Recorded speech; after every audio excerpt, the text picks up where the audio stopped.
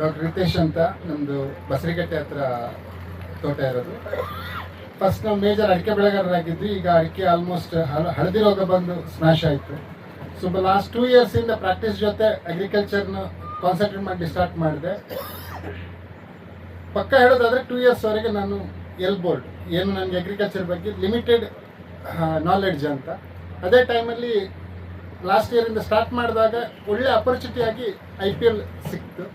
So package of ಪ್ರಾಕ್ಟೀಸನ್ನು step by step ಮಾಡೋದ್ರಿಂದ ಫ್ಯೂಚರಲ್ಲಿ ಪೆಪ್ಪರ್ ಮತ್ತು ಕಾಫಿಯನ್ನು ಡೆವಲಪ್ ಮಾಡಲಿಕ್ಕೆ ಸಾಧ್ಯ ಅನ್ನುವಂಥ ಒಂದು ಆತ್ಮವಿಶ್ವಾಸ ನನಗೆ ಬಂತು. ಸೊ ಡಾಕ್ಟರ್ ಸುನೀಲ್ ತಮಗಳೆ, ಸತ್ಯಪ್ರಕಾಶನ್ ಟೀಮ್ ಇದರಲ್ಲಿ ಕಂಡದ್ದು ಹೇಗೆ ಅಂದರೆ ಎಲ್ಲರೂ ಕಾಮನ್ ಪ್ರಾಬ್ಲಮ್ ಫೇಸ್ ಮಾಡಿದ್ರು. ಅಡಿಕೆ ಡ್ಯಾಮೇಜ್ ಆಗಿ ಈ ಪೆಪ್ಪರಿಗೆ ಕಾಫಿ ಕಾನ್ಸಂಟ್ರೇಟ್ ಮಾಡುವಂಥ ಟೈಮ್ನಲ್ಲಿ ಎಲ್ಲರೂ ಒಂದು ಸಮಾನ ಮನಸ್ಕರ ಅಂತ ಹೇಳ್ಬೋದು.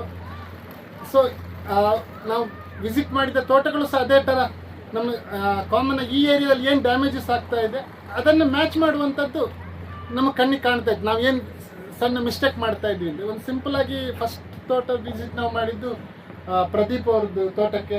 ಬಟ್ ಅಲ್ಲಿ ಕಂಡದ್ದು ಒಂದು ಭಾರಿ ಒಳ್ಳೆಯ ಸಿಸ್ಟಮ್. ಒಂದು ಇರಿಗೇಷನ್ ಮ್ಯಾನೇಜ್ಮೆಂಟ್, ಎರಡನೇದು ಮಣ್ಣು ಹಾಕಿದ್ರು. ಹಿಂದೆ ಎಲ್ಲ ಭಾರಿ ಕಾನ್ಸೆಪ್ಟು ಕಾಳುಮೆಣಸಿಗೆ ಭಾರಿ ಮಣ್ಣು ಹಾಕಿ ಬುಡ ಏರಿಸೋದು ಅಂತ ಹೇಳ್ತಾ ಇದ್ವಿ. ಬಟ್ ಲಾಸ್ಟ್ ಟೈಮ್ ನಾನು ಗಿಡ ನೆಟ್ಟಾಗ ಕೆಲವು ಗಿಡ ಸತ್ತಿತ್ತು, ನೆಟ್ಟ ಗಿಡಗಳು ಯಾಕೆ ಸತ್ತಿತ್ತು ಅಂತೇಳಿ ಮತ್ತೆ ಅನಲೈಸಿಸ್ ಮಾಡಲಿಕ್ಕೆ ನೆಟ್ಟಿದ್ದು ಸೆಪ್ಟೆಂಬರಲ್ಲಿ. ಬಟ್ ಜನವರಿಯಲ್ಲಿ ಫೀಲ್ಡಿಗೆ ಹೋದಾಗ ಅದರದ್ದು ರೀಸನ್ ಗೊತ್ತಾಯಿತು. ನಾವು ಸಹ ಮಣ್ಣು ಏರಿಸ್ಕೊಟ್ಟು ಕೆಲಸದವರೆಲ್ಲ ಬಂದವರು ಗಿಡ ನೆಟ್ಟಾದ್ಮೇಲೆ ಮಣ್ಣು ಹಾಕೋಣ ಅಂತೇಳಿ ಮೇಲೆ ಹಾಕಿದ್ವಿ.